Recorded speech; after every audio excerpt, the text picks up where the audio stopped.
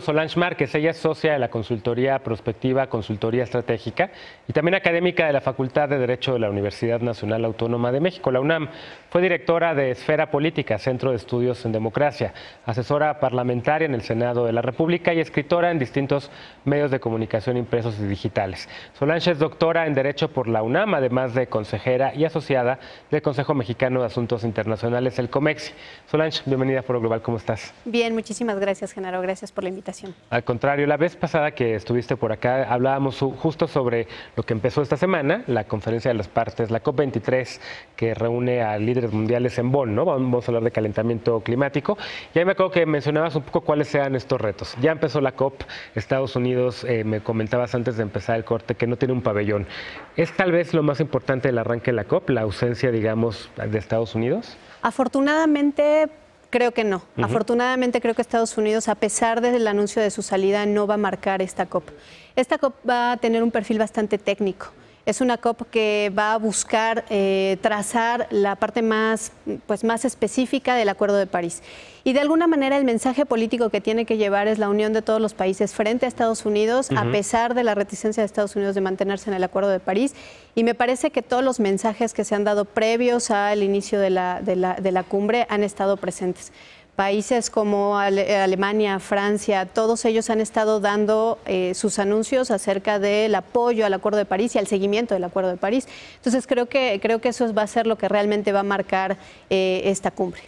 Hay también un tema interesante e importante, además que comentabas la vez pasada, el hecho de que Fiji presida la COP, ¿no? ¿Por qué es así? Porque las islas, los países insulares son los países que tienen más riesgo con el cambio climático. Y además son los países que menos han aportado en términos de gases de efecto invernadero. Fiji trae una agenda política muy importante precisamente para posicionar a los más vulnerables, que al final pues, son estos países insulares.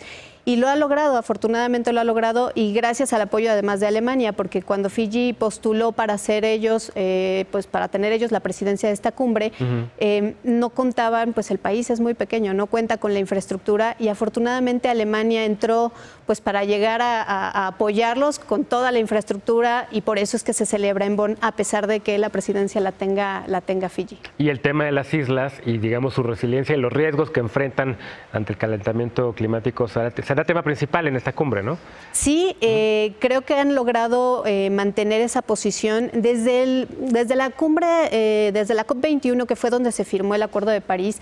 Los países insulares habían traído esta bandera como de lograr posicionarse como los más vulnerables en términos de los efectos del cambio climático.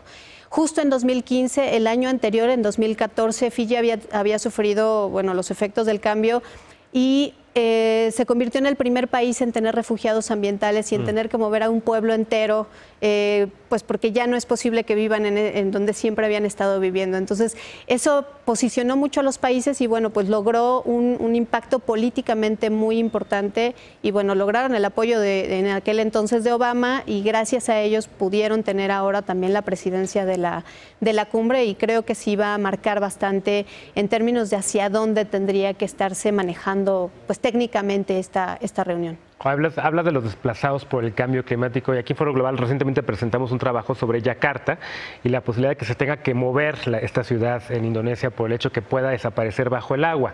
¿Con qué acuerdos llega México a esta cumbre? Porque México ha sido también un líder global en este tema, ¿no? México ha presidido la COP, Patricia Espinosa es una figura diplomática que es como, digamos, la líder o lideresa mundial de estos temas. ¿Cómo llega México a la COP?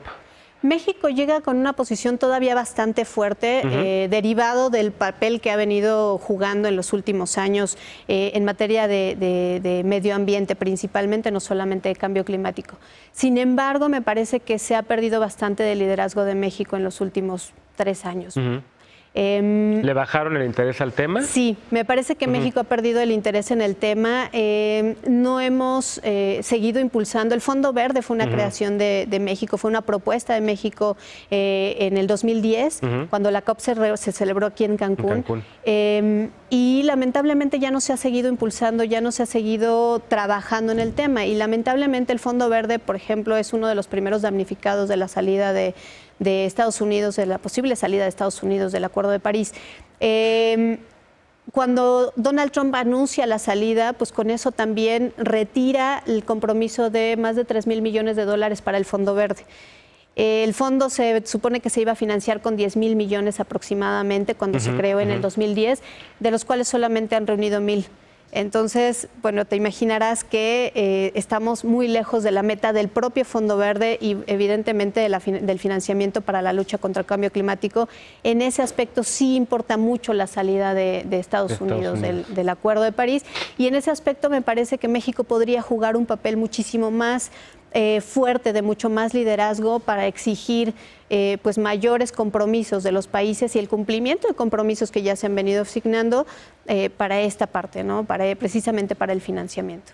Si tuvieras una lista de deseos, ¿qué te gustaría que saliera de compromisos de esta COP? Bueno, a mí la verdad me encantaría que pudiera establecerse un mecanismo de seguimiento de compromisos mucho más adecuado que el que se tiene. El mecanismo que se tiene no es tan técnico y lo deja todo tan a la discreción de los países para el cumplimiento o no cumplimiento, que creo que ahí es donde tenemos realmente una falla importante.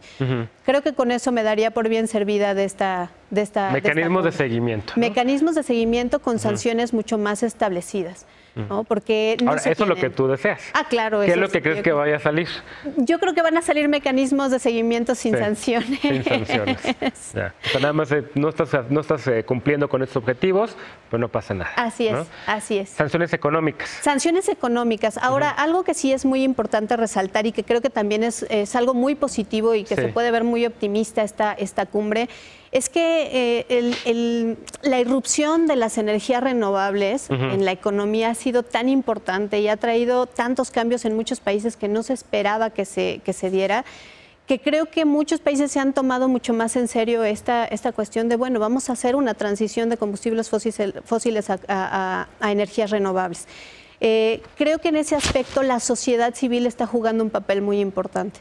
Hay más de 20,000 personas actualmente en la COP, la mitad de las cuales son sociedad civil, entre empresarios, personas de organizaciones no gubernamentales, que van a presentar adelantos en términos de tecnología, de avances, de mecanismos de adaptación, y que creo que ahí es donde realmente está el oro molido del que podemos todos echar mano, incluidos los estados. Claro, pues Solange Márquez, muchísimas gracias por estos minutos. Vente pronto para hablar, a ver qué pasa después. Se acaba el 17, ¿no? Se acaba el 17, los jefes de Estado van a estar principalmente a partir del día 15.